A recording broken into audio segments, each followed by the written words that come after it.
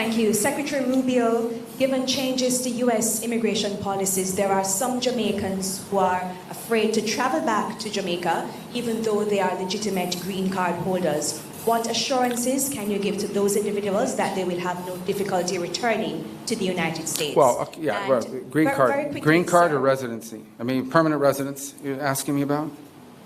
Yes, okay, yes. okay. And secondly, what problems, if any, does America have with China's investment in Jamaica? Well, look, I mean, China's a rich and powerful country. Our problem with is not investment. Okay, our problem is predatory practices. That's what we're concerned about. What we have seen all over the world is that China comes in and says, here's a bunch of money for a project they never build. They bring their own workers to do the work. They don't hire the locals. They bring their own workers. And oftentimes it comes attached with a huge loan that can never be repaid, and now they hold it over your head forever. That's our concern. Our concern is unfair practices, too, where they come in, they're government-subsidized companies, underbid everybody, because they're subsidized, but then they come back and charge you whatever they want because now they've got the contract. So these are the things that we remain very concerned about. Again, not specifically about Jamaica, but in general. And so that's what we'll continue to highlight. On the first point, I would say, let me talk about that. If you're a green card holder, you're not illegally in the United States. If you're a green card holder, you are legally in the United States. What the president has said, and I don't know how anybody can disagree with this, every country in the world has immigration laws. And immigration laws, if you don't enforce them, you don't have immigration laws.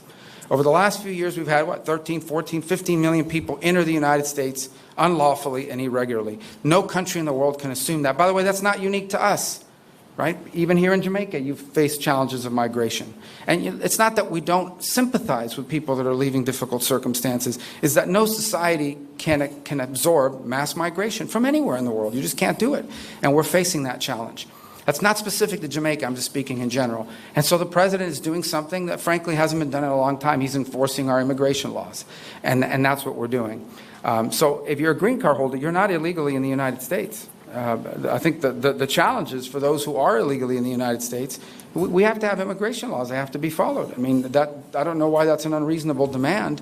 And frankly, I mean, Jamaica is not a major source of illegal migration, to be frank. It's not even in the top 10 or top 20, for that matter, I don't think.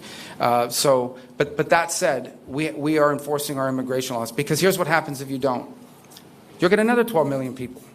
And if tomorrow Jamaica announced anybody who wants to come can come in, you're going to get a lot of people too, and you know it's going to be very disruptive. So we need to have immigration laws, and we need to enforce them, and that's what we are. That's what the president is doing. That's what he promised voters he would do, and that's what we're going to continue to do. But if you're a green card holder, you're legally in the United States, unless, and I say this because a lot of these people come, unless you're some student visa holder who's a sympathizer of some terrorist organization and is running around in our streets like a lunatic, burning down buildings and attacking students at universities. If you're one of these lunatics that's going to put on a mask over your face and break into a student union center and harass students, and we wouldn't have let you in the first place. If you had told us if you told us, I'm going to America not just to study at your university, but to tear up your campus, we would have never let you in. And if you do that, once you come into the United States, we're going to kick you out. We're going to do that. And I don't care what terrorist organization they're supporting, we're going to kick you out. If you're a gang member, we're going to kick you out. Okay? If you're one of these violent gang members that's coming to the United States, then we're going to kick you out. That we're going to do. There's no doubt about it. But the president's very committed to that. And but if you're a green card holder and you're not any of these things, you're going to be fine. John Hudson of the Washington Post. Thank you very much. Mr. Secretary, Republican Congressman Don... He came with me. Don't say I don't take you to nice places. And thank you for the hospitality. Beautiful weather, beautiful country. Much appreciated. I'm sorry. Yeah. Mr. Secretary, Republican Congressman Don Bacon weighed in on the Signal chat breach, saying the White House is, quote, in denial that this was not classified or sensitive data. They should just own up to it and preserve credibility. Do you think that's true? Also, here in Jamaica, there are USAID employees at our embassy, like so many others around the world, on administrative leave, not carrying out the work of the American people. Do you worry that the DOGE effort won't ultimately end up benefiting U.S. taxpayers? And Prime Minister, violence and instability remains in Haiti. What would you like to see from the United States in terms of being a productive force? And a State Department envoy yesterday called the presence of Cuban doctors in Jamaica and elsewhere human trafficking. Do you agree with that? Thank you. Let me take the first. I've already addressed the aid one, but let me address it again. This is not about getting rid of aid. This is about restructuring how we're going to do aid. And when you restructure, there's some disruption, but it has to happen. By the way, this is not an idea. This is an idea Condoleezza Rice wanted. This is an idea multiple secretaries of state throughout time have tried to achieve. And we intend to achieve it because we think it makes all the sense in the world. So I recognize that there's disruption involved when you make reform and you make change. But it's necessary because our foreign policy and our foreign aid have to be aligned. Foreign aid is an instrument of foreign policy. Okay? It is not global charity. Jamaica's not asking for charity. They're asking for development assistance so they can become stronger at their security needs and the other things of this nature. That's what they're asking for. They're not asking for a handout. They're asking for a hand up, help to build their capabilities so that they become a self-reliant partner and, frankly, could end up and already are helping other countries.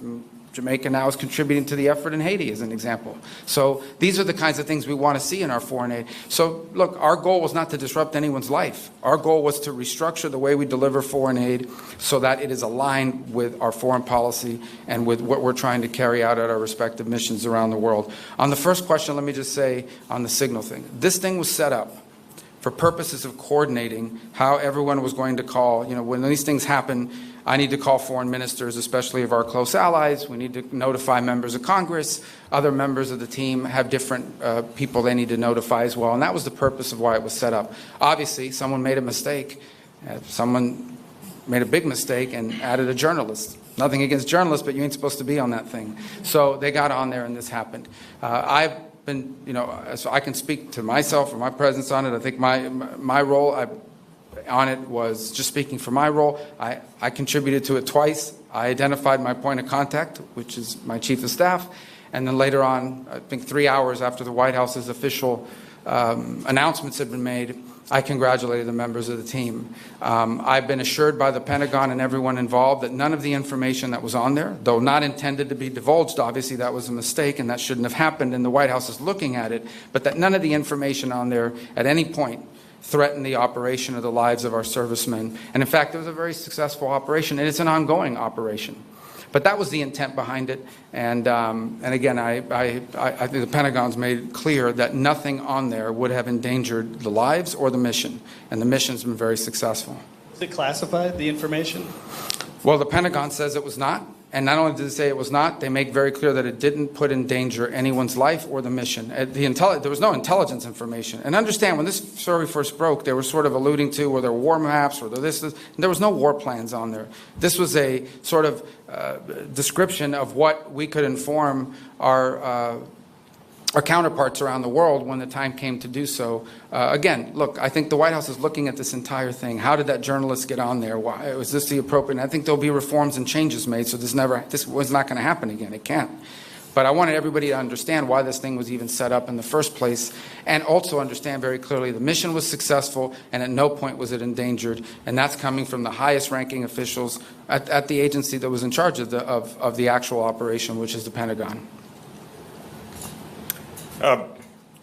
In terms of Haiti, the United States has been an incredible partner, in fact, the lead partner, in ensuring that resources and organization is brought to the crisis in Haiti. In terms of what more could be done, I think we're at a phase in Haiti where there has to be a rapid expansion of the Haitian National Police, the HNP, in terms of the manpower and resources, because ultimately the HNP has to take on the gangs. The present holding situation that we have is not necessarily moving the situation forward as we would all like. So there would have to be a significant expansion in resources in support of the HNP to enable them to take on the gangs. In terms of Cuban doctors in Jamaica, let us be clear.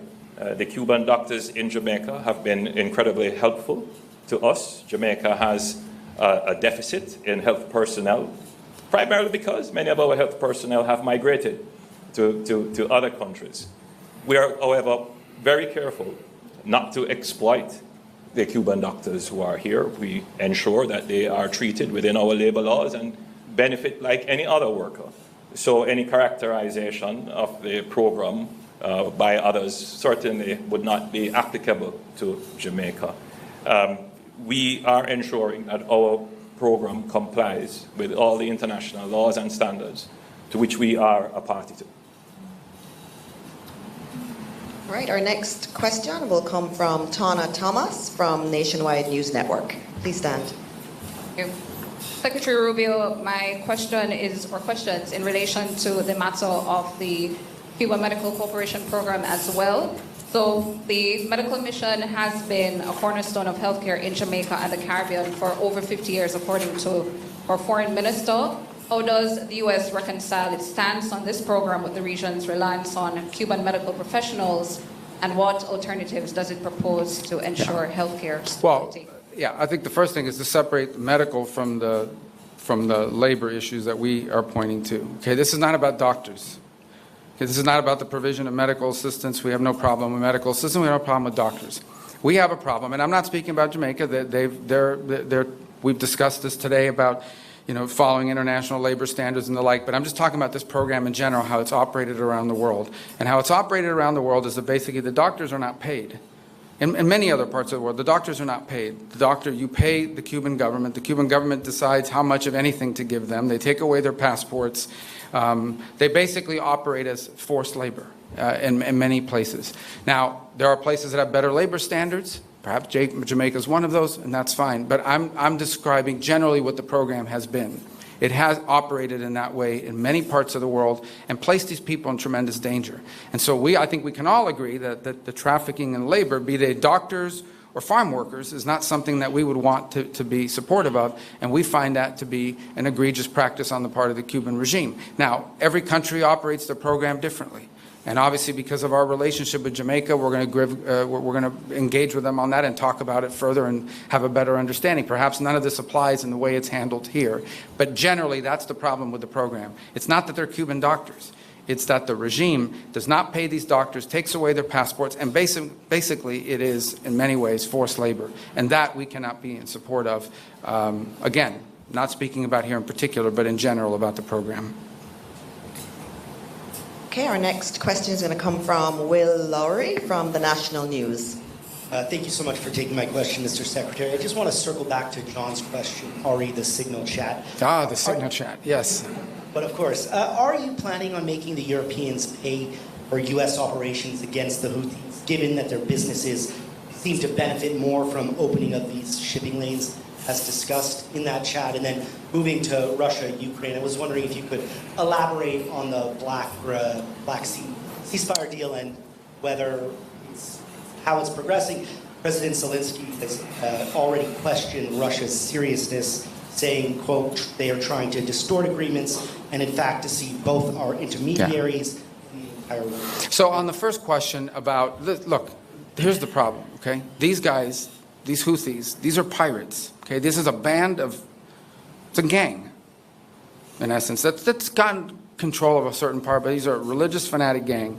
And these guys have missiles, and they've launched 174 attacks against U.S. Navy ships, 150-something attacks on commercial vessels. They are literally saying they've set up a toll system at the Red Sea. These ships can go, these ships cannot. They don't blow up the Chinese ships, they don't blow up somebody, but they blow up all the other ships. This is not sustainable.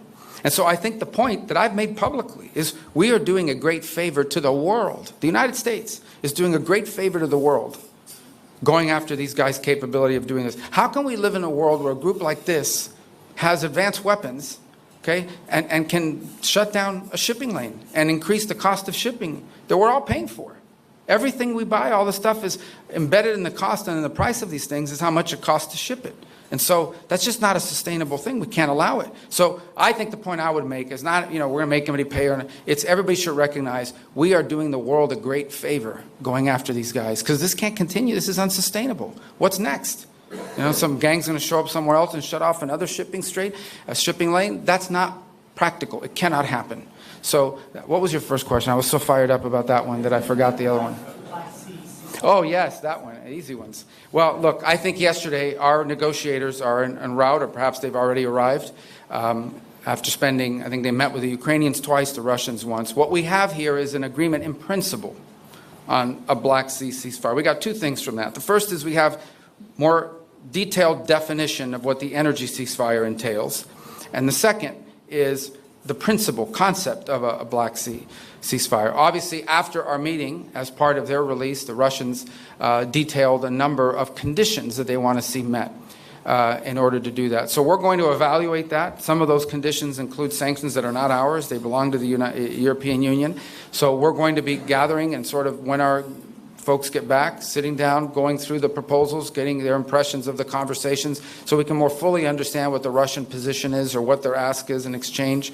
And then we'll present that to the president, who will ultimately make a decision about what the next step here. I think it's a good thing that we have both the Ukrainians and the Russians talking about ceasefires, be they energy or be they potentially in the Black Sea. But obviously, this is hard and difficult work. This is a protracted almost 3.5-year war now, or 3-year war.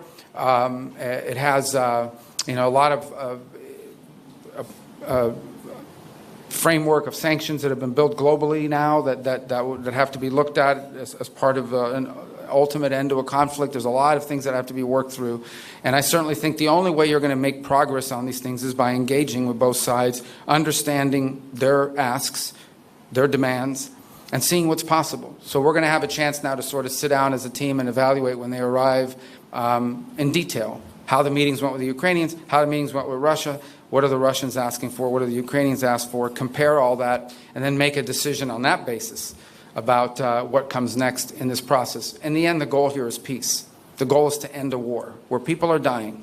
And I think everyone should be happy that the United States is engaged in a process of ending a war and bringing about peace. It's not going to be easy. It won't be simple. It'll take some time. But at least we're on that road and we're talking about these things. And we're going to test it and see what's possible. We think we owe that to the world. And the president, I continue to say, is the only leader in the world right now, President Trump, who's in a position to even get these two nations to a city to talk about these things, albeit in rooms far apart from one another when these talks were going on. But nonetheless, they're talking. It's the first time in a while that we've seen any conversation about this. But we have a lot of work yet to be done, and we'll know more after we get the readout from our teams. Prime Minister Holness and Secretary Rubio, as we close today's press conference, we want to thank you for your engagement here today.